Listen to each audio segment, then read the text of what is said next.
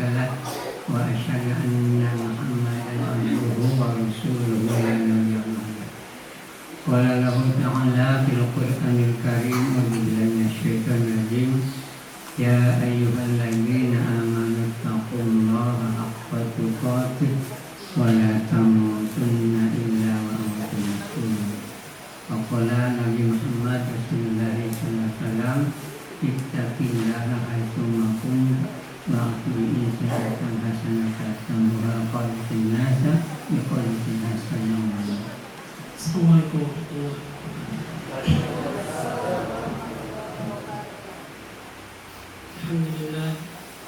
Alhamdulillahilladzi hadana li hadza wa ma kunna linahtadiya laula an hadana Allah. Wassalatu wassalamu ala asyrafil anbiya'i wal mursalin nabiyina Muhammadin wa ala alihi wa ashabihi wa man sara ala nahjihi ila yaumiddin. Allahumma 'allimna bima yanfa'una wa anfa'na bima 'allamtana وزدنا علما وتقى وصلاحا وهدى يا ارحم الراحمين. Pertama kita bersyukur kepada Allah Subhanahu wa taala yang memudahkan saya dan Bapak Ibu sekalian rahmat Allah Subhanahu wa taala melangkahkan kaki ke tempat yang mulia ini. Semoga usaha niat baik kita semua dibalas oleh Allah Subhanahu wa taala. Yang kedua, saya berterima kasih kepada panitia. Saya ini pertama kali secara umum saja kepada panitia dan kepada Al-Akh Rojan yang kebetulan murid saya di pesantren. Jadi sekitar seminggu atau 2 minggu yang lalu dia datang ke pesantren. Ustaz, antum tolong ana isi di tempat anak itu Ustaz. Rasulullah SAW mengatakan idza stansahaka fansah. Di antara hak seorang muslim itu kalau dia diminta nasihat maka berikan nasihat yang senang. Jemaah rahmat Allah Subhanahu wa taala, Bapak sekalian rahmatullah. Kita sampai jam berapa? Jam 3. Ada 1 jam lebih ya. Tema yang sudah disampaikan tadi adalah tentang kepemimpinan dari sahabat mulia Khalifah kedua dari Umar.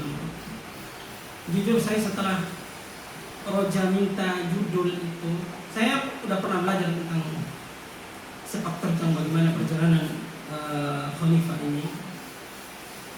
Tapi dengan adanya kajian ini saya cari beberapa referensi besar yang subhanallah beberapa ulama sudah mengarang, ada yang sampai 1000 halaman menggunakan, ada yang 700, 500, ada yang 1000 halaman yang tentang apa?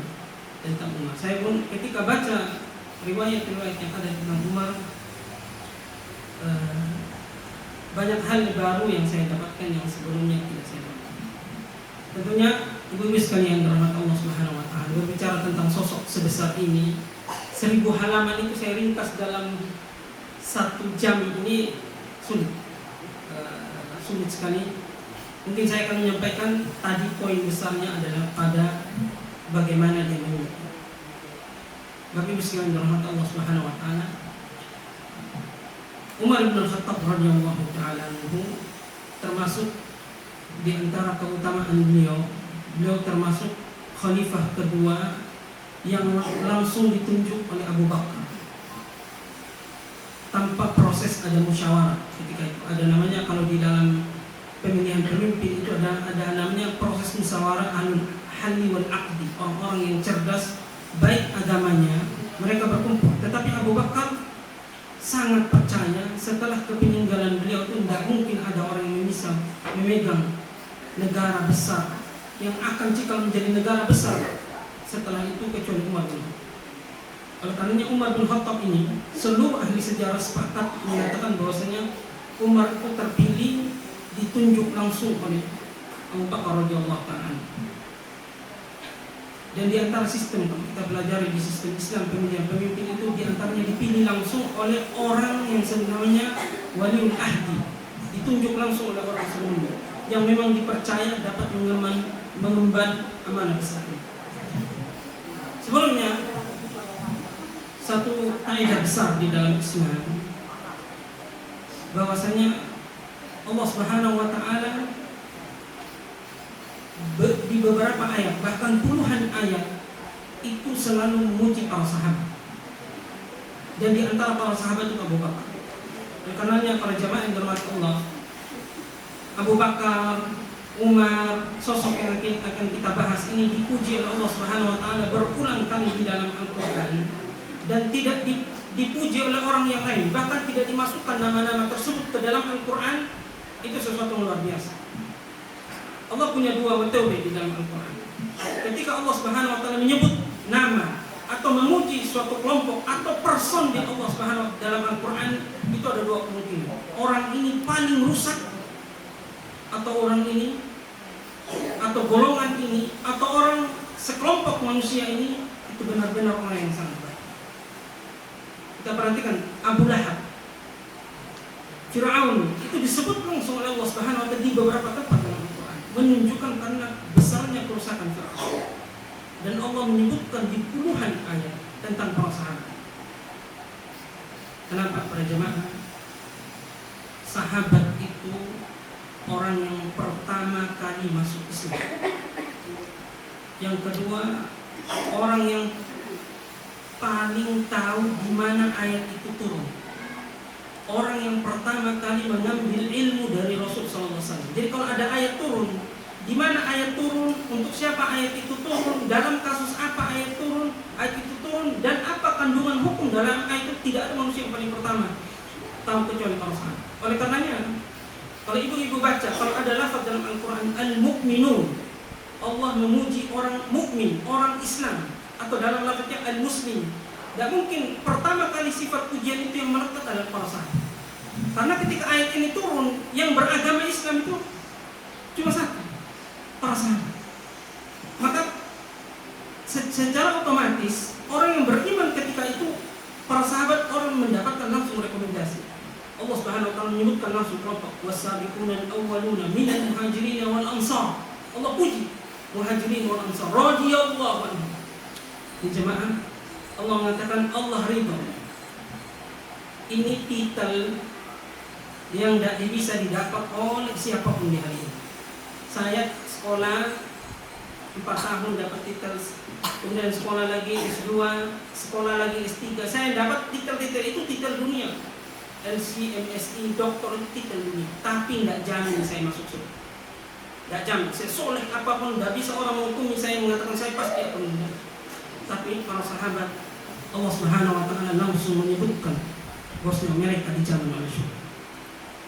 Dan jaminan Allah Subhanahu wa taala surga kepada mereka bukan karena jabatan, bukan karena harta. Bahkan kepada sahabat itu rata-rata miskin.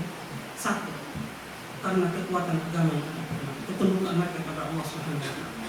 Oleh karenanya sosok yang kita bahas pada hari ini, Umar bin Khattab radhiyallahu anhu, itu disebutkan oleh Nabi sallallahu alaihi wasallam di beberapa ayat, di beberapa hadis. Disebutkan langsung Umar fil jannah. Anda kalau bapak-bapak sering dengar ada al-asyara al-mubasysyaruna bil jannah. 10 orang yang Nabi langsung sebut di depan dia. Orang yang dijamin masuk surga. Oke, biar enggak ngantuk. Mungkin ada yang ibu-ibu bisa sebutkan secara tidak urut juga enggak masalah. 10 yang dijamin masuk surga.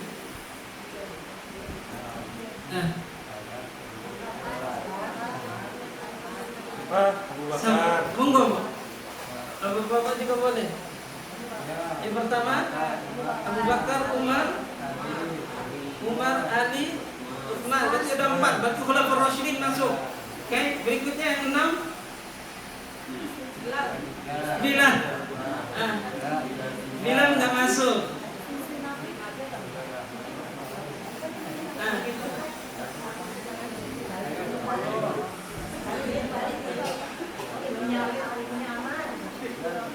Abdurrahman bin Auf. Oke, 6. 5 lagi, Bu. Zubair.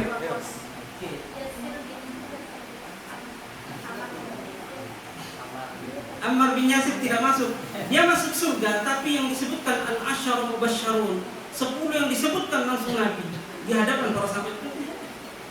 Dalam ada ulama menyebutkan dalam satu syair, lis-sahbi lil-mustafa khairu sahbin nussa annahum fi jannatil khuldi nassa zadahum syarafahum Talhatun wa ibnu Aufin wa Zubair ila was-Sa'dani wal khulafa. Talha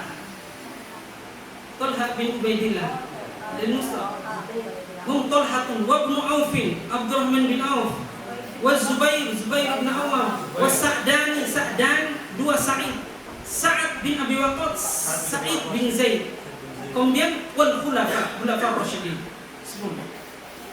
Itu mohon dihafal. Umar radhiyallahu ta'ala anhu itu disebutkan langsung di depan wajahnya. Umar anta fil jannah. Ibu-ibu bayangkan ya. Coba kita bayangkan bapak-bapak, seandainya kita Rasulullah kalau ngomong tidak mungkin itu bohong, tidak mungkin. Wa ma yantiqu 'anil hawa in huwa illa wahyun. Rasulullah kalau ngomong itu pasti wahyu, itu sudah benar. Allah yang katakan. Karena dalam kaidah syariat tidak boleh kita, kata Imam Ahmad, la yajuzu an nashhada li ahadin bi amalin ya'malu bi jannatin wa la. Enggak boleh kita mengatakan orang kita tunjuk hidung antum di surga. Walaupun sebanyak apapun sholat malam. Dan tidak bisa kita melihat ada orang ahli maksiat, pezina, kemudian kita ini ahli, tidak boleh. Kita tidak tahu nanti akhir kehidupan dia. Dan kita tidak tahu ilmu ghaib. Tapi Allah sudah memberitahukan kepada Rasulullah SAW, Umar ini sudah dipastikan masuk surga. Umar ketika disebutkan, saya yakin kalau kita sudah pasti sangat gembira. Umar ketika itu dengar nangis. Dia, ya Allah, kok saya dipilih.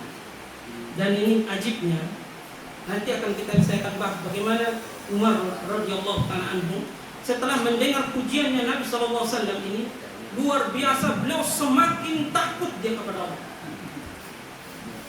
Padahal kan boleh saja, misalkan saya husni fil jannah kalau Rasul SAW, saya akan bilang kalau Rasulullah sudah menjamin, saya berarti pasti secara otomatis saya ada orang baik. Boleh dong saya pede, karena kepedean saya didukung oleh argumentasi. Rasulullah menjamin, Allah yang menjamin. Jadi kalau saya orang baik dan saya berbangga di hadapan manusia itu normal saja. Tapi tidak dengan luar biasa. Nanti saya akan ceritakan bagaimana Umar radhiyallahu ta'ala. Baik, saya akan sebutkan beberapa kelebihan Umar sebelum saya masuk di dalam bagaimana sistem kepemimpinan beliau. Umar radhiyallahu ta'ala anhu itu Rasul sallallahu alaihi wasallam di antara keutamaan beliau. Ini mungkin ibu bisa sering dengar pagi pengajian. Beliau disebutkan dalam kitab sunnah yang sanad yang sahih. Umar kalau berjalan di suatu jalan, ibu-ibu, tidaklah masalaka fihi, tidak, Rasul mengatakan tidaklah antum berjalan di suatu jalan ya Umar kecuali setan akan mini jalan tempatnya. Subhanallah. Nah kita terkadang kalau di punya nama Umar, setannya nyari gitu Pak.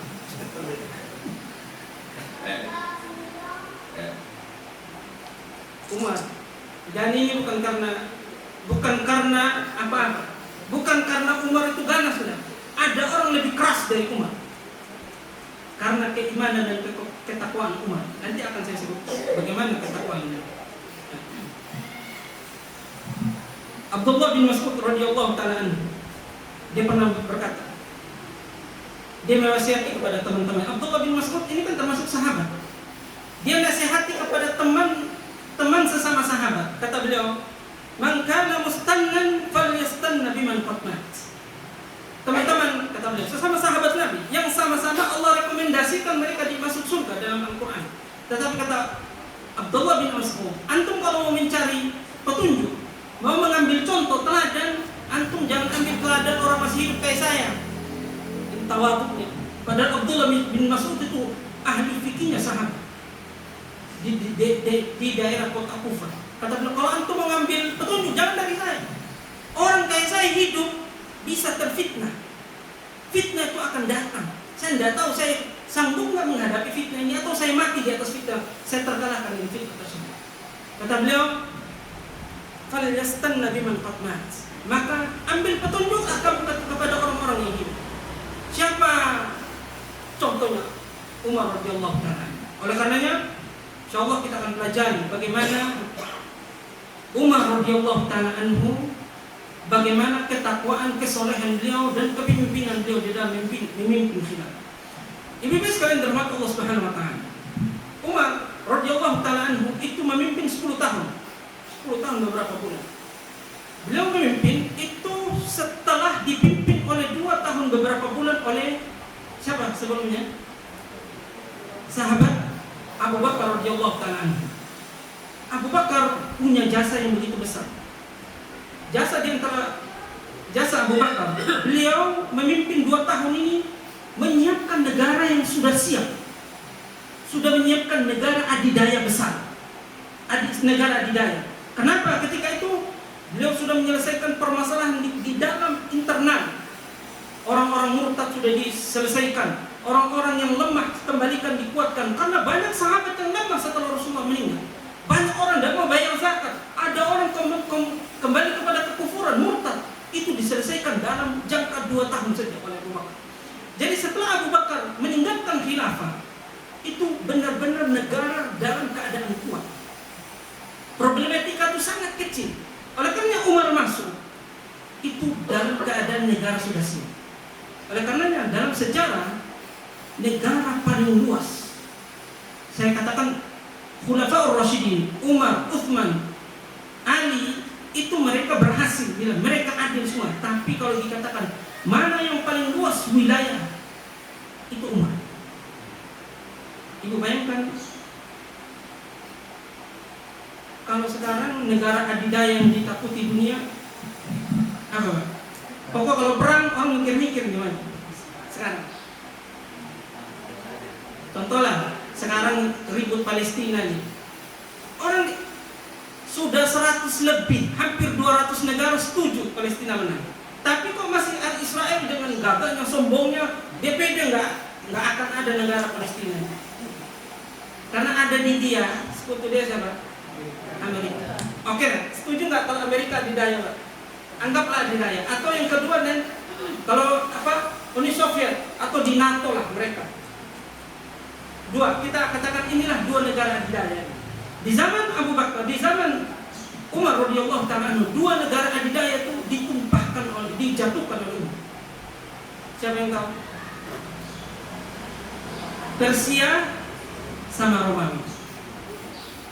2 negara adidaya ini perang ratusan tahun dan mereka mengalahkan negara-negara besar. Kenapa Persia, Romawi itu tidak pernah menyerang Madinah, Pak? Ibu kalau baca sejarah, Makkah Madinah itu negara jauh pelosok, tidak ada sumber kehidupan, tidak ada peradaban menurut mereka. Jadi secara peradaban Persia Romawi sudah jauh, ekonomi kuat, persenjataan itu sudah jauh ratusan tahun sebelum itu. Jadi ketika mereka melihat ada namanya negara Madinah, Makkah, mereka tidak terlalu terkejut. Padang pasir, jauh, pelosok, apa yang kita harapkan dari negara kecil. Jadi tidak dihitung. Ketika Umar bin Khattab radhiyallahu taala anhu memegang, silahkan baca dalam hadis panjang dalam kitab Sunnah. Rasul SAW itu mengirim menghadapi, beliau istilahnya kalau kirim menghadapi utusan, menghadapi kepada Raja Rum. Kisahnya panjang sekali, kalau saya sebutkan nanti nggak cukup. Jadi utusan Umar ini menghadap ke Rum. Ibarat kita ialah NATO lah, atau Uni Soviet lah, dihadapkan. Itu Pak, dia naik keledai. Orang kampung lah istilah. Orang dia naik keledai, di atas keledai dengan baju sangat sederhana. Dia mengatakan saya ingin ketemu dengan Rum. Dan dia ketika masuk istana itu tidak dicopot, tidak turun dia dari onta, dari keledainya, dia masuk, ditahan oleh pasukan, tidak boleh masuk. Siapa kalian? Saya utusan dari Umar bin Khattab. Pasukan yang ada itu remehkan, ini orang kampung dari mana, ingin ketemu raja besar.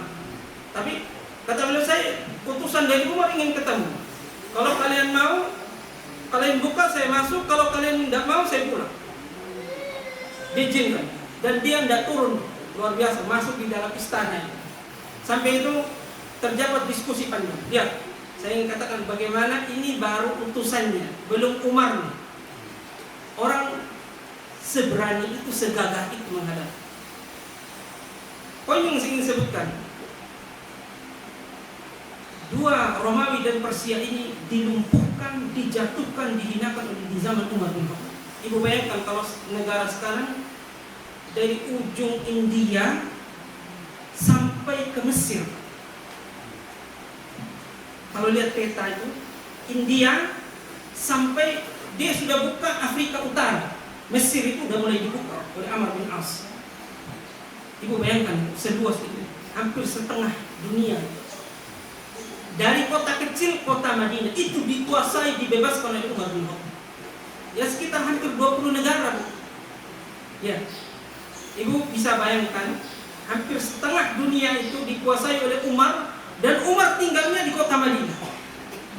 Makanya ada cerita-cerita, ibu baca, ada orang tahu pemimpinnya Umar tapi tidak pernah lihat wajahnya Umar, karena zaman dahulu nggak ada WA, nggak bisa pasang status, oh ini presiden saya. Oh, makanya kadang-kadang ibu pernah dengar cerita ada perempuan yang dia mengeluh, dimasakkan susu, dia kelaparan. Umar datang, dia tertipu Umar nanti. Beliau selalu periksa semua gubernur. Beliau datang setiap malam itu, datang periksa tiap rumah-rumah. Di antara ada seorang ibu-ibu kelaparan. Dia masakin, sering dengar cerita ini, di dalam masakan Turki, masak batu. Dia sengaja masak batu yang ditaruhkan air. Jadi sambil anaknya nunggu, karena saking lamanya menunggu air itu, akhirnya mereka tertidur dengan kelaparan. Umar itu datang. Ibu kalau lihat cerita itu, dia bilang saya ini akan minta pertanggungjawaban kepada Umar. Yang ngomong di hadapan dia itu Umar. Kenapa? Saking luasnya wilayahnya. Luas, seperti 16 negara. Dan kata beliau, kalau ada sesuatu yang kalian langgar dari aturan-aturan, saya akan hukum kalian dua kali lipat daripada hukum biasa. Misalkan kalau memang harus dipenjara ini 5 bulan, kalian kalau bisa 1 tahun. Lihat itu Pak, kekeluargaan. Berat nggak kira-kira kalau? Ya saya bilang, terus terang saya akan bilang berat. Tapi jangan kita keluar jalur. Inilah sosok yang pernah ada. Menjadi contoh. Kemudian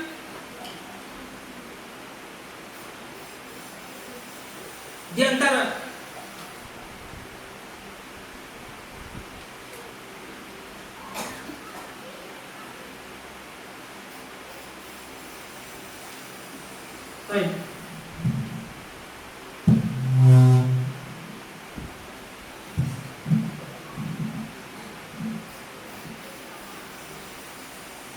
beliau punya impian sebelum beliau meninggal.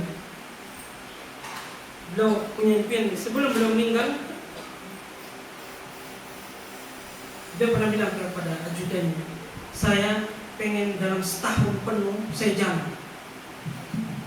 jalan pindah dari kota ke kota selama setahun penuh. Saya ingin jelajahi semua batas negara yang saya kuasai setahun penuh. Sebulan di sini, 2 bulan di sini, sebulan di sini. Dan beliau akan bilang, janda-janda yang saya temui, khususnya janda kalau nggak salah di daerah Irak ketika itu, saya akan tanggung semua biaya mereka. Tapi kalau beliau belum sempat terrealisasi, beliau sudah meninggal. Beliau janji, setahun saya akan jalan keliling, bukan keliling Bu ya, bukan keliling refreshing, enggak, keliling semua wilayah. Tapi qadarullah beliau meninggal dunia. Dan tidak sempat. Beliau pengen semua janda. Beliau pengen mulai dari Irak ketika itu. Semua janda orang Irak, tidak perlu kalian keluar minta-minta. Kalian saya kasih gaji khusus tiap bulan dikirim dari kota Madinah. Untuk tanggungan kalian, agar kalian tidak meminta-minta kepada orang lain. Ini luar biasa. Kemudian di antara pimpinan beliau tidak suka ada orang kelaparan. Di zaman beliau, kalau nggak salah di tahun 16 Hijriah, ada namanya Yaumur Ramada. Yaum artinya hasil panen itu benar-benar rendah, kemarau panjang, dan itu susah, orang makan itu susah. Beliau dibawakan makanan enak ya. Dia ketika dibawakan dia tanya, orang di luar makan apa? Orang di luar yang makanan bukan kayak gini ya Rasulullah, ya Umar. Apa yang dimakan? Apa yang mereka makan itu antum bawa buat anak. Jangan beda. Dia tunggu. Di ayam Ramadan. La yakun illa mithla ma yakulun nas. Dia nggak makan kecuali dengan apa? Apa yang dimakan oleh masyarakat ini. Lihat dulu sekali. Menunjukkan bagaimana Pak beliau ingin merasakan apa yang dirasakan oleh siapa? Oleh warganya. Kemudian kata beliau, wala yaqta'u yadasarik li adna syubhatin. Dan di zaman pacaklik seperti itu, zaman lapar ketika itu, beliau tidak menerapkan hukum potong tangan. Karena bisa jadi dia curi karena lapar. Dia curi karena lapar. Ini beberapa bagaimana beliau berusaha menerapkan keadilan di dalam negara beliau. Kemudian beliau di antara hal yang sulit kita terapkan di hari ini, ada satu kaidah yang beliau terapkan, yaitu ini disebutkan dalam beberapa riwayat yang sahih. Umar pernah keliling ke pasar-pasar, dia meriksa di pasar itu, dilihat transaksi orang dengan orang. Umar itu termasuk ulama fikih ya. Dilihat satu dengan yang lain, dilihat oh banyak pelanggaran syariat, banyak ribanya. Akhirnya dia mutusin pasar yang ada di kota Madinah ketika itu tidak boleh ada yang jualan di sini kecuali sudah belajar fikih. Fikih jual beli bisa nggak diterapkan sekarang? Ibu kalau saya tanya aja satu kaidah riba, mungkin ibu udah satu kaidah riba contoh. Ini sering di tengah kita dan kita sadar itu riba. Mohon maaf, saya tidak bilang ibu pelaku riba, tapi karena terkadang minim literasi. Contoh, saya kasih ibu. Kadang misalkan saya punya uang 100 nih, saya bilang kan, kadang kan temen, anak, saya punya uang 100, mau bayar gojek 25.000 nih, ada uang gojeknya nggak ada Pak, ada uang 25, 10, cuma 30 nih, udah saya kasih 100, saya ambil uang 30, nanti ya 70-nya, pernah nggak? Sering nggak kayak gitu Bu? Nanti ya saya transfer ya, ini ambil dulu 30. Sadar nggak? Itu riba. Itu riba fadl. Silahkan ibu baca, tanya ke ustadz yang ngajar fikih. Kalau kalian pengajian fikih silahkan tanya. Itu riba fadl. Tukar uang satu jenis, rupiah dengan rupiah, dolar dengan dolar, ringgit dengan ringgit, itu harus kontan dan sama. Kontan itu harus 100, 10.000, dan tidak boleh tertunda. Ini kena dua, kena riba fadl, kena riba nasilah. Saya kalau rangka nanti ini jadi pelajaran fikih. Saya tidak bilang ibu jadi karena kita kadang nggak ngerti. Tapi sadarkah kita itu? Umar teliti, Umar itu paham. Dia nggak mau harta di negara dia itu nggak berkah. Dia keluarkan semua orang yang nggak ngerti. Dia sampai dipukulkan.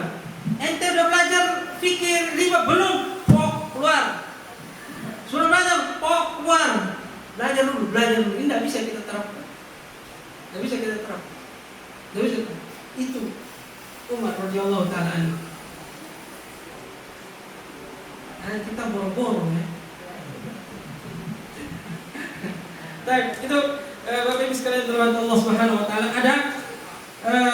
Ada lagi nih banyak sekali. Beliau, saya sebutkan secara cepat. Di negara-negara, beliau pemimpin di Madinah. Jadi otomatis di wilayah-wilayah istilahnya kita kan gubernur. Ada gubernur Syam, gubernur Irak, gubernur ini Palestina. Beliau periksa.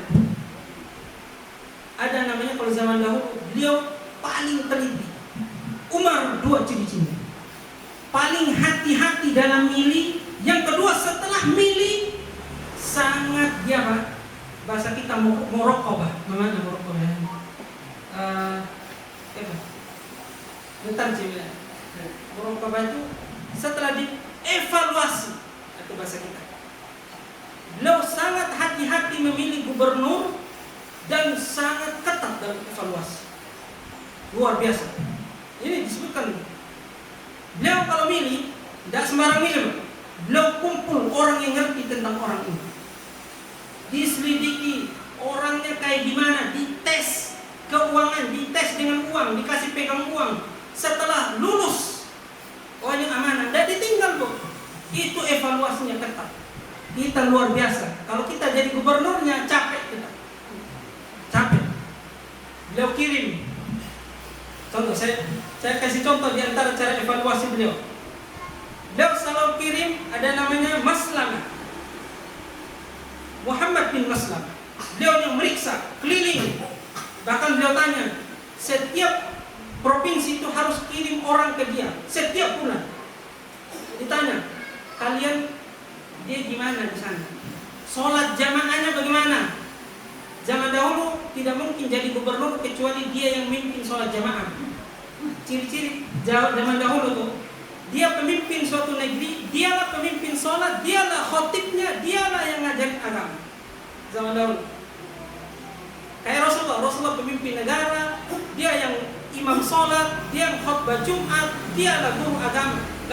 Zaman sekarang ya susah ya. Beliau selalu tanya, tiap bulan dikirim. Gimana? Sekali saja ada keluhan, beliau langsung bahasa kita azalahu. Kalau bahasa kalau kita zaman sekarang ke Pak Prabowo diresafek.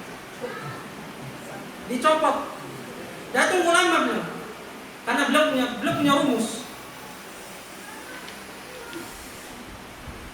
Lihat rumus beliau, kata Umar.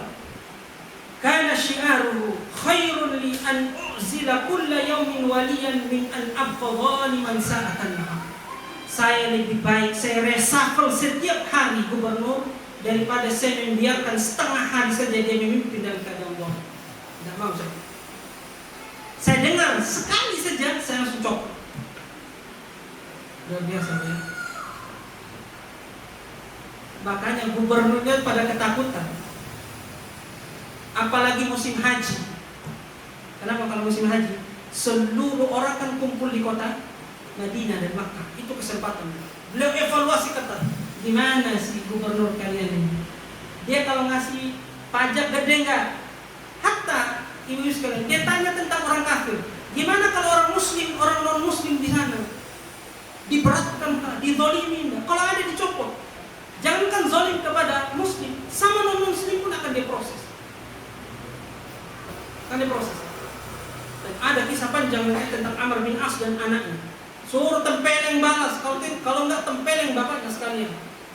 Ada seorang pemimpin muslim dia, ribut di Mesir karena lomba-lombaan, ceritanya panjang. Akhirnya dipukullah bapaknya pemimpin. Dilaporlah ketika musim haji, dia lapor kepada Umar. Panggil ketuanya, bapak, anaknya yang mukul kamu kalau bisa sama bapaknya. Biar kamu tempeleng dia sama bapaknya sekalian. Tapi kata beliau, bapaknya tidak nempeleng, tapi bapaknya urung saya. Oh, sekalian saya hukum. Enggak usah ditempeleng, tapi saya yang hukum dia, dicopot. Luar biasa. Kemudian jauh tafsir Syiah itu sudah. Kemudian beliau setiap kali evaluasi, ada gubernur mau datang ke kota Madinah, gubernur Makkah, gubernur Syam misalkan, tidak boleh masuk siang hari. Tidak boleh masuk siang hari, harus masuk tidak boleh masuk malam hari, harus siang hari. Jadi dilihat, apa yang dia bawa.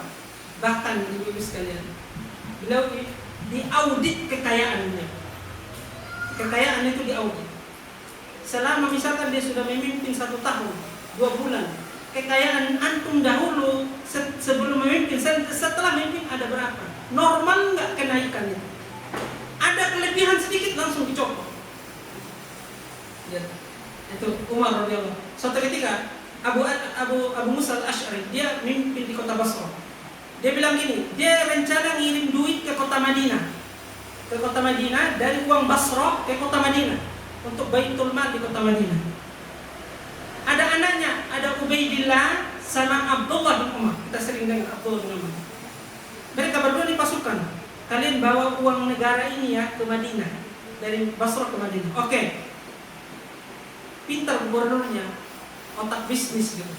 Kadang-kadang masalah ya kalau pemimpin otak bisnis. Gini aja, daripada uang ini nganggur di bawah gini, mendingan kalian beli barang. Kan kalau beli barang nanti jual di kota Madinah, sampai di kota Madinah dijual lagi jadi duit. Modalnya kembalikan ke negara. Ngerti Pak ya? Misalkan ada uang 1 miliar, bawa nih uang Baitul Mal di Madinah, tapi sayang kalau bawa duit gini, mendingan dibisniskan gini, dibelikan barang-barang 1 miliar, nanti jual di kota Madinah jadilah 1 miliar 500 juta. 500 juta, 1 miliarnya kasih ke negara, 500-nya buat kalian yang bawa. Wah, Abdullah bin Umar sama anaknya betul. Kesempatan, beneran dilakukan. Sampai di sana Umar selalu harus siap. Periksa. Ini punya siapa? Ini barang siapa? Ini duit siapa? Dikasih. Ini buat negara, ini buat kami. Ini dari mana duitnya? Ceritalah dia. Jadi ini hasil keuntungan dari ini. Tidak boleh. Umar tanya sebelum itu, seluruh pasukan dikasih sama kayak kalian enggak? Enggak ada, kami berdua doang. Oh, enggak ada spesial dari kalian. Kembalikan pokoknya, kembalikan untungnya. Enggak ada, enggak boleh 1 rupiah pun dibawa. Akhirnya kata anaknya, ya Umar, kalau seandainya terjadi apa-apa, kena rampok ada sesuatu, kena rampok atau lain-lain, siapa yang ganti? Ya kalian. Ya, begitu juga dong, kita harus ambil dapat keuntungan sini. Akhirnya ajudan-ajudannya Umar, orang-orang berpengaruh dari samping Umar katakan, Umar, kalau ngambil semua kasihan mereka, karena hasil usaha mereka. Umar nggak mau semua ngambil semua, Umar tuh pengennya ngambil, tapi orang yang mengatakan, udahlah sistemnya bagi hasil. Jadi uang negara di sistemnya bagi hasil. Kalau sistem bagi hasil berarti apa? Sesuai dengan kesepakatan. Akhirnya Umar setelah mikir lama, ya udah bagi hasil. Setengah keuntungannya buat mereka, setengah ini. Itu karena usulan dari orang-orang. Itu luar biasa ibu sekalian, Allah Subhanahu tentang apa? Umar radhiyallahu. Kemudian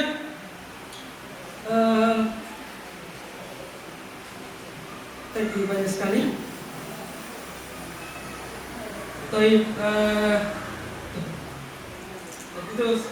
Itu beberapa hal yang ingin saya ringkas. Pertama, ibu sekalian berhormat Allah Subhanahu wa taala, Umar radhiyallahu anhu di dalam kepemimpinan yang paling utama. Setelah kita pegang kuat agama tadi, pasti akan muncul keadilan. Itu kenapa saya bilang tadi agama. Bapak Ibu sekalian, kalau kita muslim baik, kalau dia presiden, pejabat apapun, dia ngerti agama Islam, demi Allah dia tidak mungkin dia korupsi, tidak berani dia korupsi. Dia kalau pemimpin yang benar-benar dia tahu dirinya Islam, dia ngerti ajaran Islam, dia bangga dengan Islam, dia nggak mungkin nyakiti orang lain. Mau nyakiti non muslim, apalagi menyakiti saudara muslim, ngambil harta orang lain. Suami, saya kalau ngerti, saya ustaz, saya ceramah sini sana, belajar baca hadis ayat, saya tempelin istri saya, wah ini saya baca hadisnya tidak dia balik.